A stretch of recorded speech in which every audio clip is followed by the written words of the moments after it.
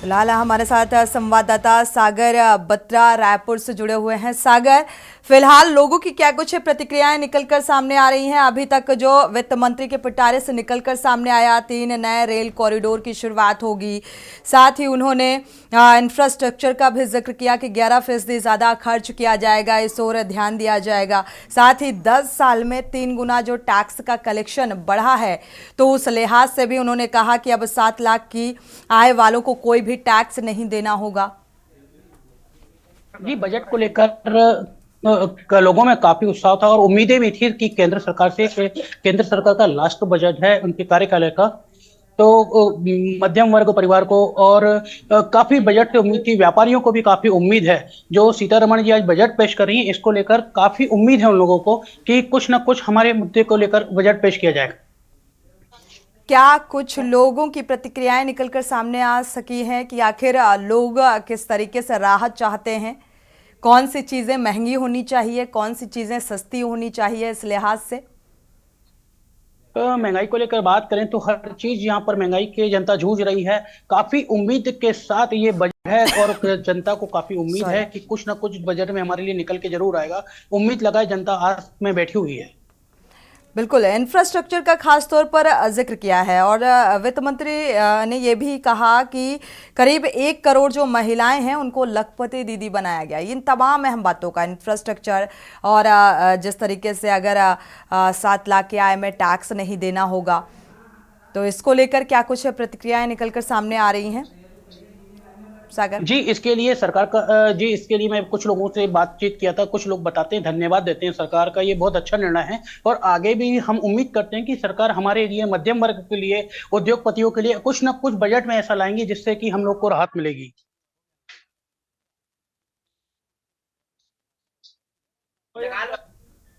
सागर, आपको आवाज मिल पा रही है? हर महीने 300 यूनिट जो बिजली है वो भी फ्री दी जाएगी।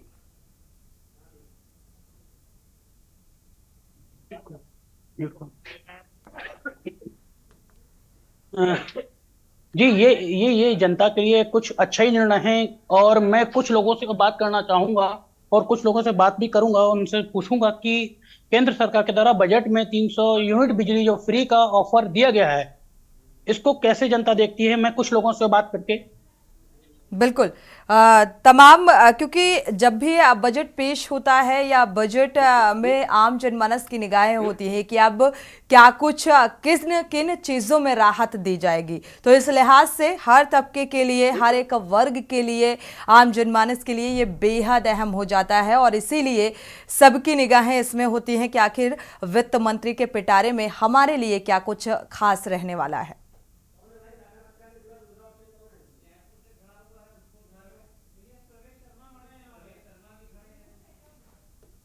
अनम्यूट करिएगा सागर।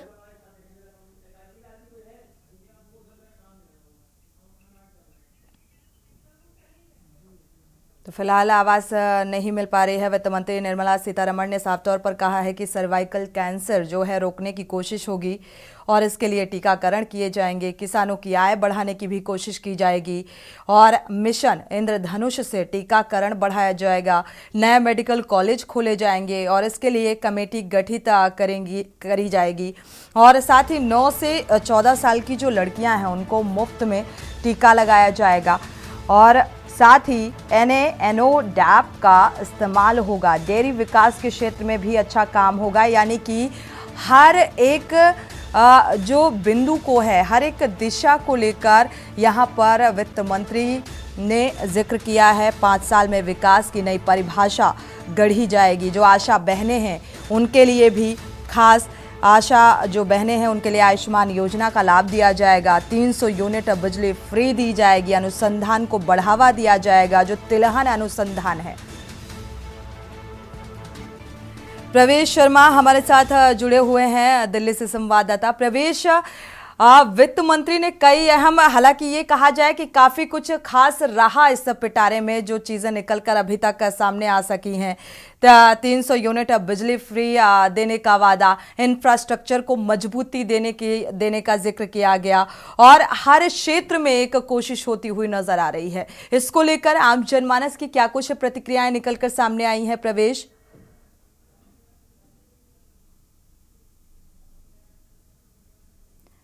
प्रवेश, आपको आवाज मिल पा रही है?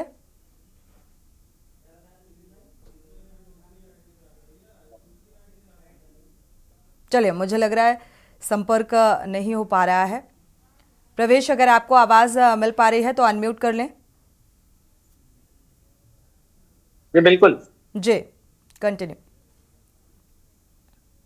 जी देखिए, बिल्कुल मैं आपको बता दूं कि वित्त मंत्री निर्मला सीतारमण बजट पेश कर रही हैं और लगभग 58 से 59 मिनट का वक्त गुजर चुका है। और बजट में सबसे बड़ी बात, जो अहम बात निकलकर सामने आ रही है कि जो सबकी निगाहें जिस मुद्दे पर टिकी थी, बात करें जो मध्यम वर्ग था, जो मध्यम वर्ग ये चाहता था कि उसको टैक्स में रियायत मिले, लेकिन अभी तक के जो मैं साफ तौर पर कहूंगा, अभी तक का जो बजट आया है उसमें इस तरीके की कोई भी लाइन देखने को नहीं मिली है कि मध्यम वर्ग को, टैक्स पेयर को कहीं रियायत इनकम टैक्स के स्लैब में मिलती हुई नजर आए। दूसरी बड़ी बात मैं बता दूं कि कई मुद्दे ऐसे हैं जिसको लेकर जरूर वित्त मंत्री की तरफ से कहा गया है, लेकिन सबसे बड़ी बात यह है कि जो मध्यम वर्ग का लोग होता है या आदमी होता है, वो सीधे तौर पर मैं कहूंगा वो टैक्स में रियायत चाहता है और टैक्स पे उसकी नजर होती है। और अभी तक के भाषण में ऐसा देखने को कुछ भी नहीं मिला है। जी बिल्कुल प्रवेश, फिलहाल आपको बता दें कि अभी जो सदन की कार्यवाही है वो फिलहाल स्थगित कर दी गई है और अभी तक जो इस पिटारे से निकलकर सामने आया है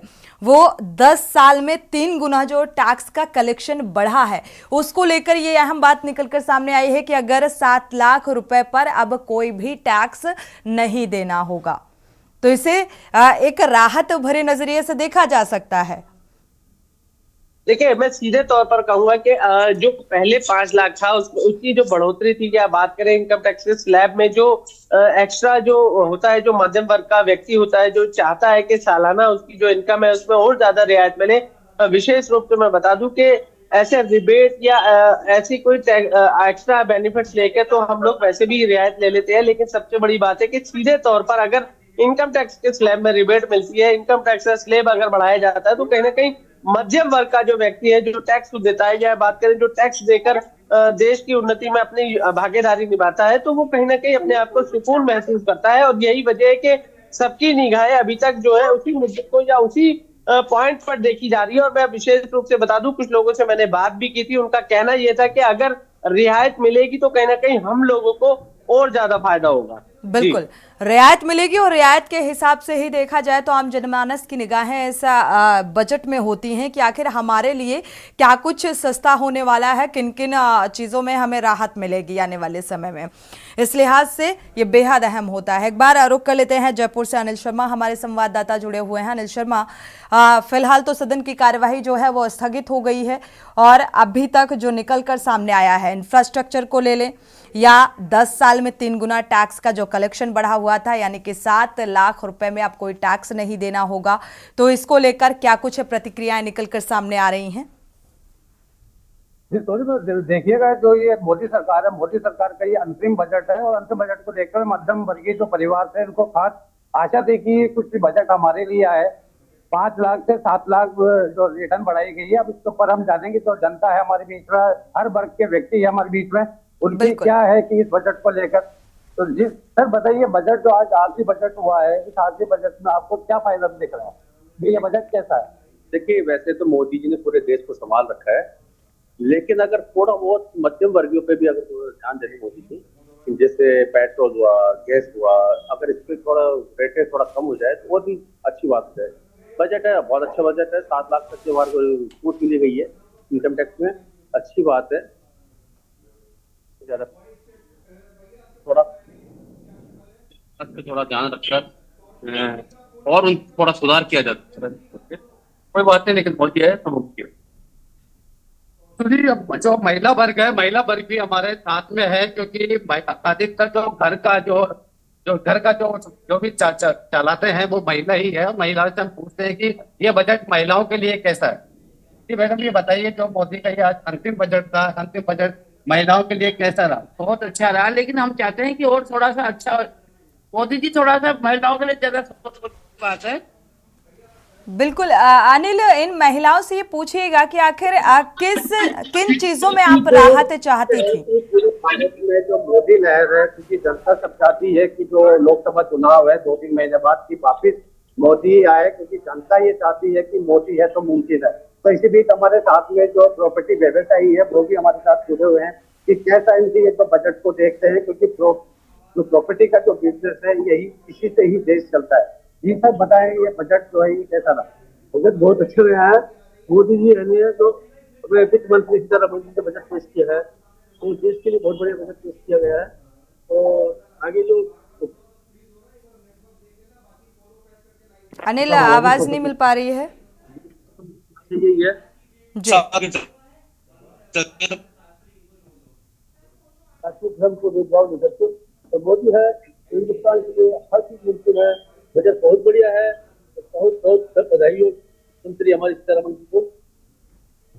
ये तो ही अनिल, बिल्कुल यहाँ पर देखा जाए जैसा कि साफ तौर पर वित्त मंत्री ने इस बात का भी जिक्र किया कि किसान से लेकर महिलाओं से लेकर युवाओं से लेकर इन तीनों ही तबकों पर एक विशेष फोकस सरकार का और विशेष तौर पर जोर दिया जा रहा है। कुछ चीज़ें यहाँ पर निकलकर सामने आई हैं। तो जैसा कि अभी एक महिला जुड़ी हुई थी आपके साथ, उन्होंने कहा कि और भी राहत देने की ज़रूरत है। तो और भी अगर कुछ लोग आपके साथ जुड़े या प्रतिक्रियाएं ऐसी कुछ निकलकर सामने आ रही हैं, और भ्रष्टाचार के लिए भी उन्होंने कहा कि खत्म करने पर पूरा फोकस है, जोर दिया जा रहा है, खत्म किया जा रहा है, देश को ज़्यादा से ज़्यादा रोजगार के अवसर मिले। और एक बड़ा मुद्दा यही रहा है, विपक्षी पार्टियां भी इसको उठाती रही हैं कि बेरोजगारी चरम पर है, इस ओर सरकार ध्यान दे। इसमें मैं बताना चाहूंगा, जब से मोदी सरकार भारत में जो बनी है तो सबसे पहला मुद्दा था भ्रष्टाचार था। भ्रष्टाचार पर मोदी जी, चाहे तो मोदी हो, चाहे तो राजस्थान के सीएम भजनलाल शर्मा हो, इन्होंने कहा है कि भ्रष्टाचार को हम किसी भी सूरत में बर्दाश्त नहीं करेंगे और ज्यादा से ज्यादा जीरो टॉलरेंस आधारित कार्रवाई होगी। अभी फिलहाल जो आईएएस है राजस्थान में, आईएएस भी ट्रैप हुए हैं, क्योंकि भजनलाल शर्मा का कहना है कि भ्रष्टाचार को किसी भी सूरत में बर्दाश्त नहीं किया जाएगा। हम बात करें बेरोजगारी की बात करते हैं तो भजनलाल शर्मा ने आज जो राजस्थान में सरकार बनी है, सरकार बनते ही उन्होंने कई रोजगार भी खोले हैं। हम बात करें भारत की, तो भारत में मोदी जी को भी तो रहे हैं कि हम बेरोजगारों को रोजगार मिलाएंगे। इसी कारण 25 लाख परिवार भारत में गरीबी रेखा से बाहर हुए हैं। ये बिल्कुल, एक बार रुक कर लेते हैं। हमारे साथ मनोज अग्रवाल अर्थशास्त्री जुड़ चुके हैं। मनोज जी, स्वागत है आपका के न्यूज में जुड़ने के लिए। देखा जाए तो ये बजट फिलहाल किस तबके को राहत पहुंचाने वाला नजर आ रहा है आपको? ये राहत अगर देखा जाए यूँ तो ओवरऑल आर्थिक विकास का एक जो मॉडल इनका मोदी सरकार कर रहा है, उस मॉडल के अंतर्गत ही ये काम करते हुए नजर आ रहे हैं। और दूसरी बात क्या है कि इन्होंने भले अंतरिम बजट कहा है इसको, लेकिन इन्होंने फुल बजट का ही एक सीक्वेंस बनाते हुए ये अपना बजट प्रस्तुत किया है। और जो इन्होंने 4 जातियां बताई मोदी जी ने, यदि देखते हैं तो पूरा ताना बाना इस बजट में उसी के इर्द गिर्द आता है। जैसे यूथ हो गया, महिला हो गई, गरीब हो गया, किसान हो गया। तो अगर आप देखते हैं जैसे 1 करोड़ लोगों को 300 यूनिट बिजली फ्री, सोलर बिजली, देखिए उसके साथ ही क्या बात करी है कि हमें सोलर को बढ़ाना है और उससे फ्री इलेक्ट्रिसिटी देने पर राज्य पर भी बहुत ज्यादा दबाव नहीं आएगा। और जिन लोगों का मान लीजिए 100 यूनिट की बिजली खर्च हो रही है, तो 200 यूनिट वो अपने आप व्यवसाय बढ़ाने के लिए इस्तेमाल कर सकते हैं, जिससे उनकी लागत कम आएगी। जो भी उत्पादन का कार्य करेंगे, मान लीजिए जूस बनाना है उनको, या इसी तरह से कोई काम करना है अपना, सिलाई कढ़ाई काम करना है, उसमें अगर बिजली की जरूरत पड़ती है तो बिजली कम लगेगी। तो इसी प्रकार से अगर हम देखते हैं तो उन्होंने मत्स्य पालन पर विशेष ध्यान दिया है। फिर अगर हम देखते हैं तो मकान बनाने, 3 करोड़ मकान बन चुके हैं गरीबों के लिए, 2 करोड़ मकान और बनने हैं। तो हम अगर देखते हैं तो इन्होंने जैसे IITs, IIM या तमामों एजुकेशनल इंस्टीट्यूशंस, कौशल विकास, उन सब पर भी किया है।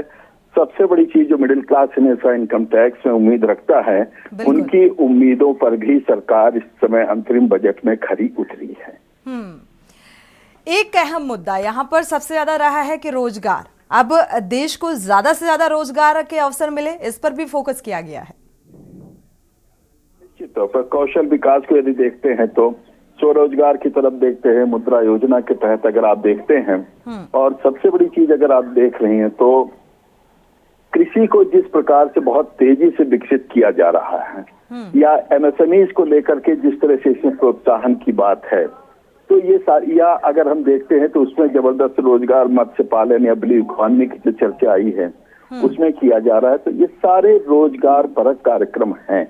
अब सरकार का भी उद्देश्य है, यदि आत्मनिर्भर भारत बनाना है तो हमें दीर्घ काल में अपने यहाँ जो एंटरप्रेन्योर्स बनाने पड़ेंगे। भारत कभी नौकरी वाला देश नहीं रहा है, भारत हमेशा से एंटरप्रेन्योरियल कंट्री रहा है। तो उसी के अंतर्गत हमको ये समझना होगा। बिल्कुल, यहाँ पर खास तौर पर जो फोकस किया गया है महिलाओं, जैसा कि आपने भी इस बात का जिक्र किया कि महिलाओं और किसानों, युवाओं को लेकर खास तौर पर फोकस किया गया है। महिलाओं और किसानों को कम आमदनी वालों की उम्मीदें जो हैं उनको भी क्या बढ़ावा मिलेगा, क्योंकि इस बात का भी जिक्र किया वित्त मंत्री ने। अगर आप देखते हैं तो पिछले 10 साल की इनकी रणनीति देखते हैं तो सबको बैंकिंग सेक्टर से जोड़ दिया है, सभी को पक्का मकान दे रहे हैं, सभी को उज्ज्वला के तहत गैस कनेक्शन दे दिया, सभी को बिजली का कनेक्शन, अब तो फ्री बिजली भी दे रहे हैं। और जिस प्रकार से इन्होंने लखपति दीदी बनाने का जो कॉन्सेप्ट चलाया है, यानी कि चाहे सेल्फ हेल्प ग्रुप के माध्यम से चाहे अन्य व्यवसाय के माध्यम से, जो लखपति दीदी का कॉन्सेप्ट है वो भी कहीं ना कहीं अगर आप देखते हैं तो महिलाओं के सशक्तिकरण और उनकी विकास में सीधी सहभागिता को सुनिश्चित करता हुआ नजर बिल्कुल। मनोज जी, इसमें इंफ्रास्ट्रक्चर से लेकर रोजगार से लेकर भ्रष्टाचार से लेकर सारी चीज़ों को इंक्लूड किया गया है, लेकिन आपको भी पता होगा कि जिस तरीके से उज्ज्वला योजना का या हर घर जल हर घर नल योजना का, ये तमाम योजनाएं जो सरकार की चलाई जा रही हैं, इन्हीं योजनाओं पर विशेष फोकस और इन्हीं के जरिए आम आदमी तक वो लाभ किस तरीके से पहुंचाया जाए इस पर जोर दिया जा रहा है। एक आम आदमी को ये उम्मीद थी कि, और महंगाई सबसे बड़ा मुद्दा रहा कि महंगाई में थोड़ी सी राहत मिलेगी, इस तरीके की उम्मीदें जताई जा रही थी। अभी जो प्रतिक्रियाएं निकलकर सामने आई, जैसा कि हमारे संवाददाता बात कर रहे थे, तो कुछ महिलाओं का ये भी कहना है कि भाई और भी थोड़ी राहत होती तो ज्यादा अच्छा था। तो इसमें आप क्या कुछ आंक पा रहे हैं, क्या कुछ भाप पा रहे हैं? देखिए, जहां तक महंगाई की बात है, आप देखें तो इनकम टैक्स में मिडिल क्लास को राहत दी गई है, खास तौर पर जिनकी आमदनी कम है। 7 लाख तक इनकम टैक्स में टैक्स नहीं देना होगा, बिल्कुल नहीं पड़ना है। तो ये भी एक तरह कहीं न कहीं महंगाई की प्रतिपूर्ति करता हुआ नजर आता है। दूसरा, अगर हम देखते हैं तो भारत में अगर हम देखते हैं तो महंगाई अन्य देशों की तुलना में बहुत कम है और लगातार महंगाई में गिरावट आ रही है। और इंफ्रास्ट्रक्चर का जो विकास है उससे लोगों के जो कार्यकुशलता है, कम खर्चे में ज्यादा, जैसे डिजिटलाइजेशन के कारण जब बच्चों को शहर आना पड़ता था अपना फॉर्म भरने के लिए, अप्लाई करने के लिए कहीं पर भी, अब वो घर बैठे ही अपने मोबाइल पर कर लेते हैं, तो इससे उनके खर्चे की भी बचत हो रही है। फिर अगर आप देखते हैं तो बिजली जो फ्री दी जा रही है, तो 300 यूनिट का मतलब ये हो गया कि साल में 3600 यूनिट। किसानों को भी बिजली फ्री देने का जो वादा किया था सरकार ने, उसमें कितने सारे देखा होगा आपने किस तरीके की प्रतिक्रियाएं भी निकलकर सामने आई, या किसानों को देने का वादा तो किया गया लेकिन उनसे टैक्स भी वसूला गया, कई जगहों से ऐसी घटनाएं सामने आई। तो क्या ये पूरी तरीके से इम्प्लीमेंट हो पाएगा और आम जनमानस इससे संतुष्ट हो पाएगा? किसी भी समाज में होने में नई उम्मीदें बनती हैं, वहां पर होता है। लेकिन अगर आप स्वास्थ्य चिकित्सा देखते हैं, मान लीजिए आयुष्मान भारत ने लोगों का जीवन आसान किया है, भ्रष्टाचार पर बहुत तेजी से अंकुश लगा है, ये भी आपको मानना पड़ेगा। जैसे इनकम टैक्स में पहले बहुत दिक्कतें आती थी लोगों को, लेकिन अब वो समस्या नहीं रही। इनकम टैक्स में आप देखते हैं कि लोग उसकी शिकायत कम कर रहे हैं, छोटे स्तर पर अभी हैं, मान लीजिए कहीं पर तो उसका भी हालांकि भ्रष्टाचार को लेकर भी लगातार जो सवाल उठ रहे हैं। शुक्रिया फिलहाल हमारे साथ जुड़ने के लिए और इस तमाम जानकारी और चर्चा करने के लिए बहुत बहुत शुक्रिया आपका।